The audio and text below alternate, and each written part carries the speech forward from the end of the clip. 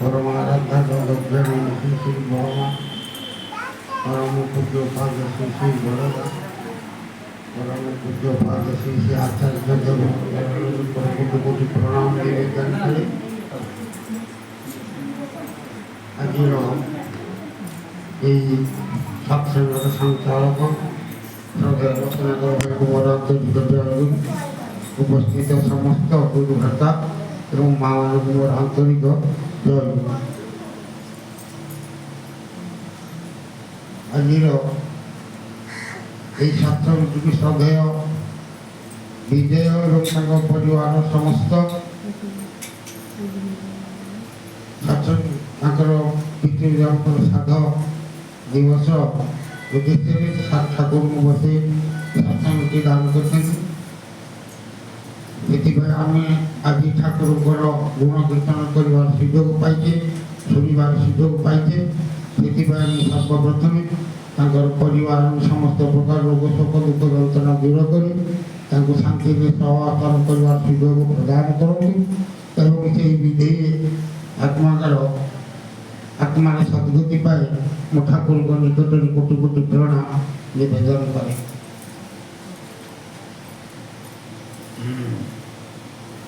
आमर समस्त गोटे धारणा हूँ बापा माँ मरीगले श्राद्ध है मूल्य वयस्करा समय कम पाई रखीदेला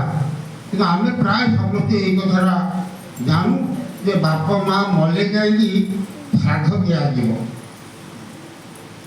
किंतु बापा माँ जीवित अवस्था जो श्राद्ध कराए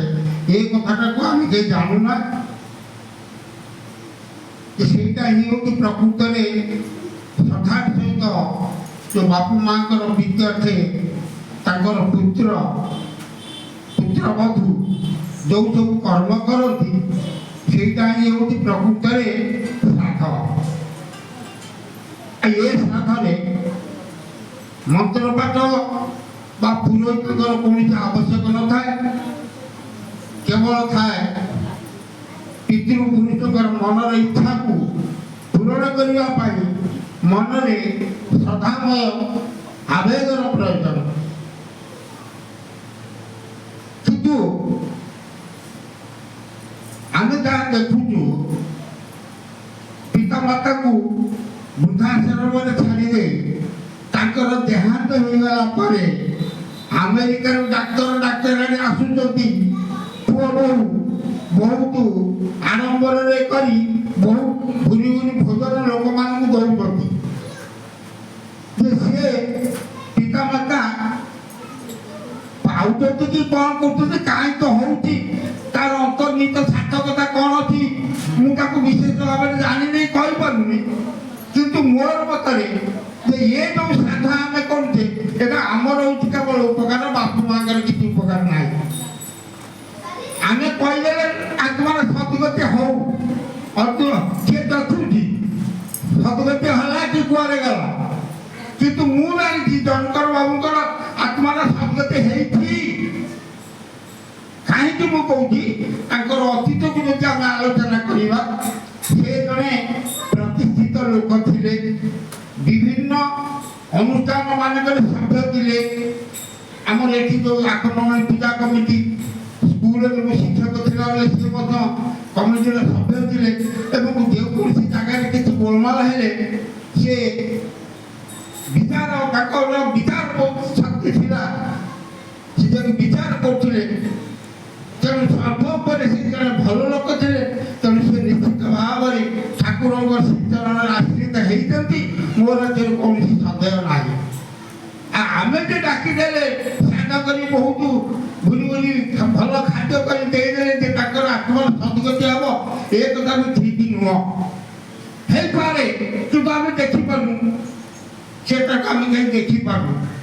जोटा को देखु बापा माँ जीवित थी अवस्था आम तो सी कम करूँ से श्राद्धटा हूँ मो मत से श्राद्धटा हूँ अति गुरुत्वपूर्ण आउ पिता माता देहांत हो गला आम जो श्राद्ध करुचे प्रति प्रीति भावना को बजाय रखा किसी द्रव्य अर्घ्य अर्पण करते उत्तरीकरण करते सी एक तर्पर से पुरोहित और मंत्र पाठर आवश्यक हो पिता माता आम जदि ये सब अनुष्ठान न करवा स्मृति आम भीतर सक्रिय भाव में जागृत रहा आम जो श्रद्धाई प्रति उज्जीवित संजीवित रहा आम से करुचे मु न कले मो पुओ मो करना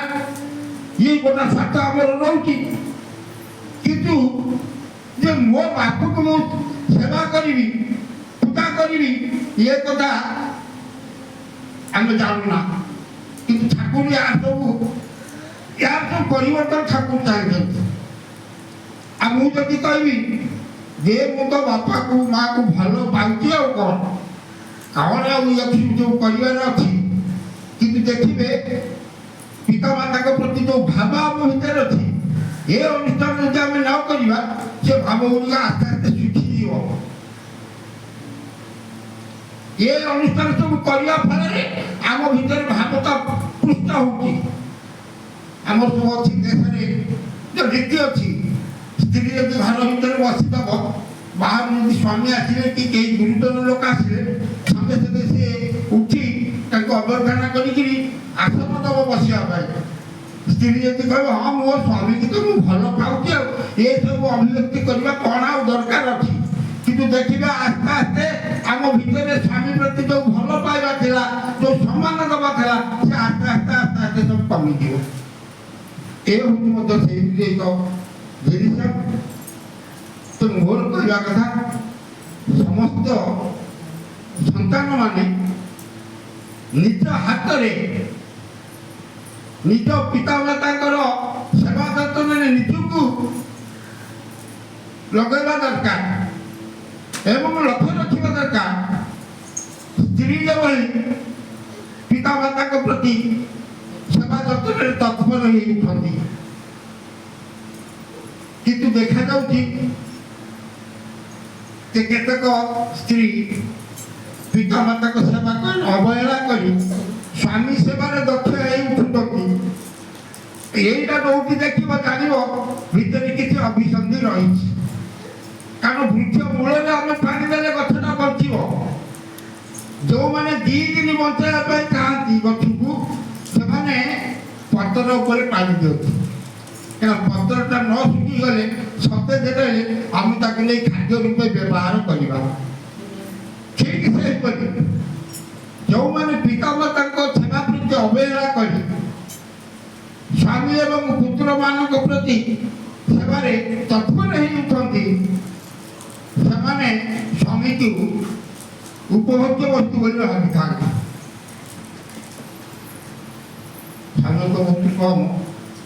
किंतु ये सब जिन करने ठाकुर चाहते आज परिवर्तन ये परिवर्तन मुख्यमंत्री की बदल हम नहीं ये परिवर्तन सरकार को बदल हम नहीं ये परिवर्तन कौन दल को परिवर्तन करदे हम नहीं ये परिवर्तन केवल करें माँ मैंने जब चाहिए यार समस्त भारत वर्ष में जिते समस्या सृष्टि होती आम जीवन में जिते समस्या सृष्टि होती माँ मैंने जब चाहिए तार समाधान हो पार माँ मैंने सृष्टि संतान जब जन्म दिखती यौन जीवन जब शुद्ध थाए दाम्पत्य जीवन जब शारीर सुंदर मधुमय उठे तारे तार भितर सृष्टि संतान जन्म ग्रहण करती गोटे छुटिया कथा कही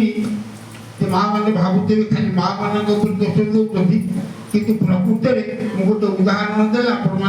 सहज बुझीपारे किमिति जड़े माँ तार पिला को परिवर्तन कर दौची गोटे गाँव में दुई जन माँ थे पाखरे पाखरे घर पड़ोसी सी मार गोटे पुओ ये मार गोटे पुओ गोटे श्रेणी में पढ़ुंट କିନ୍ତୁ ଯୋଉଦିନ ରେଜଲ୍ଟ ବାହାରୁଛି ଗୋଟିଏ ପିଲା ରଖୁଛି 95% ନମ୍ବର, ଆଉ ଗୋଟିଏ ପିଲା ରଖୁଛି 30% ନମ୍ବର। ସେଇଦିନ ଯୋଉ ପୁଅଟି 95% ନମ୍ବର ରଖୁଛି ତାର ମା ମିଠା ଧରିକିରି ଇଏ 30 ନମ୍ବର ରଖିଦେବା ପୁଅ ଘରକୁ ଆସୁଛି। ସେଦିନ ସେ ମାଆଟିର ମନ ଭାରି ଦୁଃଖ ହେଇଯାଉଛି, କାରଣ ସେମାନଙ୍କ ଭିତରେ ସେମାନେ ପଡ଼ୋଶୀ, ସେମାନଙ୍କ ଭିତରେ ବହୁତ ଭଲ ସମ୍ପର୍କ ରହିଛି, କିନ୍ତୁ ଏଇ ଗୋଟିଏ ଦିନ ସେ ମା ଜଣକ ଭାରି ମନ ଦୁଃଖ କରେ। ଦିନେ ଠାକୁରଙ୍କ ପାଖକୁ ଗଲା ସେ ମା, କ'ଣ କଲେ ୟାର ପରିବର୍ତ୍ତନ ହବ? ଠାକୁରଙ୍କୁ ଯାଇକି କହିଲା, ତ ମୁଁ ବର୍ଷ ସାରା ସୁଖରେ ରହୁଛି, କିନ୍ତୁ ଗୋଟିଏ ଦିନ ମୁଁ ଦୁଃଖ କରୁଛି। କ'ଣ ସେ କଥା? ନା ମୋର ଜଣେ ସାଙ୍ଗ ମା ଅଛନ୍ତି, ତାଙ୍କର ଗୋଟିଏ ପୁଅ, ମୋର ଗୋଟିଏ ପୁଅ, ଏ କଥା ସବୁ କହିଲା। କିନ୍ତୁ ରେଜଲ୍ଟ ବାହାରିବାକୁ ତା ପିଲାଟି ରଖୁଛି 95%, ମୋ ପିଲାଟି ରଖୁଛି 30%। ସିଏ ମିଠା ଧରିକି ମୋ ଘରକୁ ଯେତେବେଳେ ଆଉଛି ମୋ ମନ ଭାରି ଦୁଃଖ ହେଇଯାଉଛି। ଠାକୁର କହିଲେ ଏଇ ଗୋଟା କଥା, ତୁ ଗୋଟେ କାମ କର, ତୁ ଗୋଟେ ଅଭିନୟ କର, ଯଦି ଅଭିନୟ କରିବି ଏଇଟା ପରିବର୍ତ୍ତନ ହେଇଯିବ। ଆଜ୍ଞା କି ଅଭିନୟ କରିବି? ନା ତୋ ପୁଅ ଘରକୁ କେତେବେଳେ ଆସୁଛି? ନା ସିଏ ଖେଳି ବୁଲିକି ସନ୍ଧ୍ୟାବେଳେ ଆସୁଛି। ଆଉ ନା ତୁ ସେଇ ସନ୍ଧ୍ୟା ପୂର୍ବରୁ ସିଏ ମା ଘରକୁ ଯିବୁ, ଯୋଉ ପୁଅଟି 95% ନମ୍ବର ରଖିଛି ସେ ମାଆକୁ ଯାଇକି ଧରି ବସି କାନ୍ଦିବ, ତୁମେ ଜଣେ ଖୁବ୍ ଭଲ ମା, ୟୁ ଆର୍ ଦି ବେଷ୍ଟ ମଦର, ମୁଁ କେବେ ଭଲ ମା ହେଇପାରିଲି ନାହିଁ, ତେଣୁ ମୋ ପୁଅ 30 ନମ୍ବର ରଖୁଛି, ତୁମ ପୁଅ 95% ରଖୁଛି, ଏଇ କଥା କହିକି ଜୋର ଜୋର କାନ୍ଦିବୁ। ଯେତେବେଳେ ତୋ ପୁଅ ଆସିବ ସେଇ ପର୍ଯ୍ୟନ୍ତ ତୁ ଏ ଅଭିନୟଟା ସେଠି କରିବୁ। ସନ୍ଧ୍ୟା ଯେମିତି ହେଇଗଲା ପୁଅ ଆସିଲା ଘରକୁ, ଦେଖିଲା କ'ଣ ମୋ ମା ଯାଇକି ସିଏ ମା ପାଖରେ ଯାଇ କାନ୍ଦୁଛି ଏତେ ଜୋର, ଯାଇ କବାଟ ପାଖରେ ଦେଖିଲା ମା କାନ୍ଦୁଛି, ତୁ ପଳେଇ ଆସିଲା। ତାପରେ ମା ଯେତେବେଳେ ଘରକୁ ଆସିଲା ମାଆକୁ ପଚାରିଲା, ମା ତୋର କ'ଣ ଅସୁବିଧା ହେଇଛି ତୁ ଯାଇକି ସିଏ ମା ପାଖରେ ଏମିତି କାନ୍ଦୁଛି? ମାଆକୁ ଜାଣେ ସିଏ ହେଉଛି ଜଣେ ଭଲ ମା, ମୁଁ ଭଲ ନ ହେଇଥିବାରୁ ମୋ ଫଳଟା ତୁ ଭୋଗ କରୁଛୁ। ନା ମା, ତ ତୁ ତ ମୋର ସବୁଠାରୁ ବେଷ୍ଟ ମଦର, ତୁ ହେଉଛୁ ଶ୍ରେଷ୍ଠ ମା, ତୋ ପାଇଁ ମୁଁ ଆଜି ଏତେ ବଡ଼ ହେଇଛି। କହିଲା ରେ ମୁଁ ଯଦି ଶ୍ରେଷ୍ଠ ମା ଭଲ ମା ହେଇଥାନ୍ତି ତାହେଲେ ତୁ କ'ଣ 30 ନମ୍ବର ରଖନ୍ତୁ, ସିଏ 95% ମାର୍କ ରଖନ୍ତା। ମା ଏଇ ଗୋଟା କଥା, ତୁ ସେତେବେଳକୁ ପିଲାଙ୍କର ହେଲାଣି 8ମ ଶ୍ରେଣୀରେ, 1ମ ଶ୍ରେଣୀରୁ 7ମ ଶ୍ରେଣୀ ପର୍ଯ୍ୟନ୍ତ ମିଠା ଦେଇଛି ସିଏ ମା, ତ ତୁ ଏଇଥର ଦେଖ 8ମ ଶ୍ରେଣୀରେ ତୁ ମିଠା ନେଇକି ଯିବୁ ତା ଘରକୁ। ସେଇଦିନୁ ପିଲାଟିର ପରିବର୍ତ୍ତନ ହେଲା,